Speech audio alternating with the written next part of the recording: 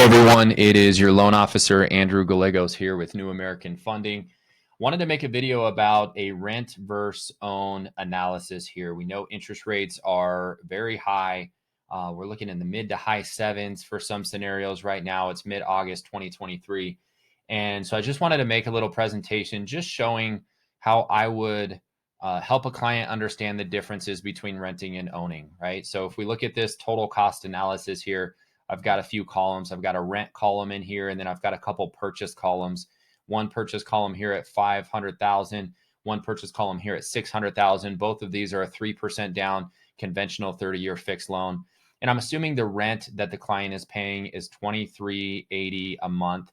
That I looked up the Denver average, and it's $22.50 a month. But then, typically there's some utilities, some trash, and other costs associated with that as well. So I've got $23.80, and I think that's a good average total rent payment for someone living in Denver or the metro area. Now, if we look at a $500,000 purchase price, and I've got an interest rate up here at 7.75%, you're seeing a new monthly mortgage payment at $4,180. And then if we go up to 600,000, we're up there at $5,000 per month, right? So this is what's scaring a lot of renters away from buying a house. It's like, hey, I'm paying I'm paying less than $2,500 in rent.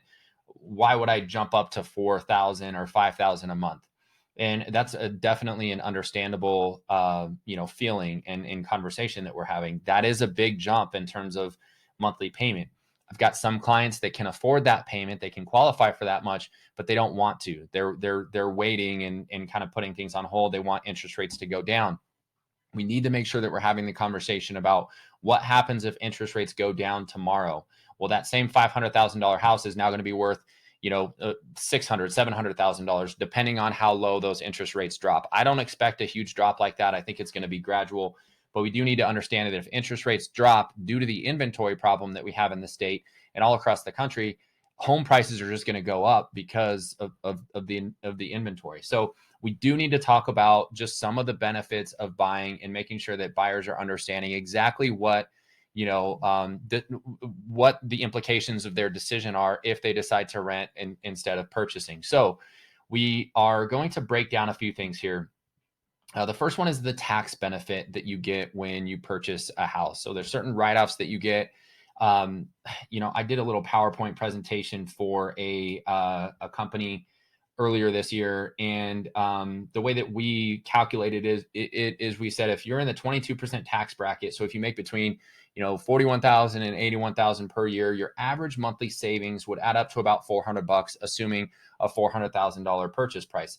Now, if you're buying up at 500 or 600, I'm using that same tax bracket. You're saving between $715 a month and $857 a month in terms of that tax benefit. In addition to that, we got to remember that part of the monthly payment on the new mortgage is going towards the principal, right? Even though it's not a lot, especially at the beginning of the loan, especially with an interest rate near 8%, still a portion of that is going towards the principal. This is an investment and it's an appreciating asset.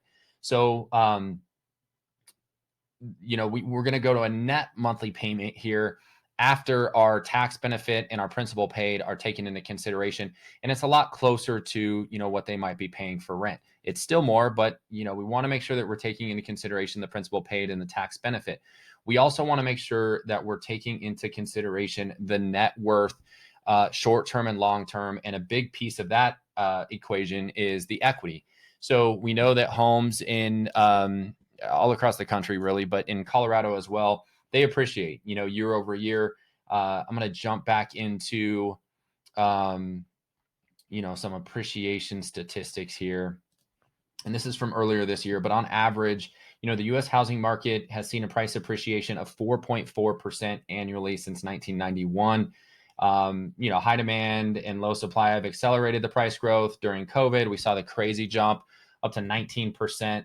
In from 2021 to 2022, one of the reasons why we've got, a legitimate housing shortage right now because of how quickly home prices increased and not housing shortage, but, we're seeing home prices at higher values because of that jump in 2021 and 2022.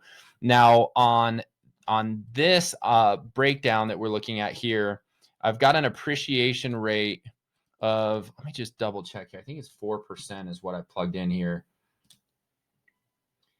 We've got a rental increase at 5%. So yeah, 4% appreciation rate, tax bracket at 22%.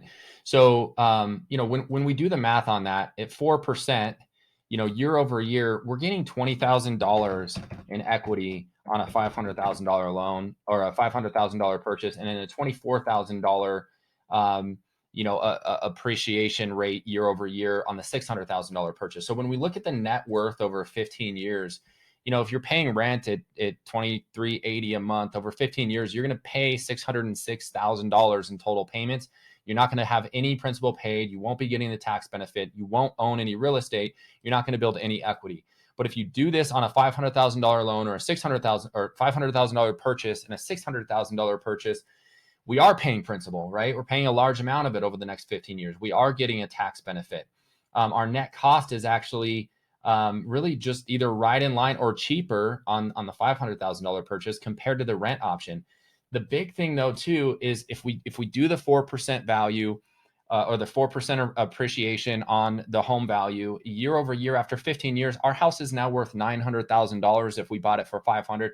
It's worth 1.08 million if you bought it at 600,000. And then, you see what our loan balance would be if we put that minimum 3% down. So we've got a total equity number at 531,000. We've got a total equity number on this option up there at $637,000. So that's a lot of money in 15 years from now if you make the decision to purchase as opposed to rent. And it's just something that we want to make sure that we're talking to renters about. Again, it's okay if we want to rent, right? But I think what a lot of loan officers do, I used to do this early in my career. Someone says, hey, those payments are too high for me. I'm sitting on the sidelines. We have to, as professionals and as consultants, completely fine if you want to wait on the sidelines, but just know that this is what the cost of waiting might look like. We could also throw something else in here and say, hey, if rates drop down to 6% next year and we're looking at a $600,000 or a $700,000 purchase price, here's what your monthly payment would be. And it's probably going to be in the same vicinity as we see right now, again, just because of the inventory issue. So check this out. Let me know if you have any questions and if I can be of help at all. I'd love to. Thanks so much. Have a great day.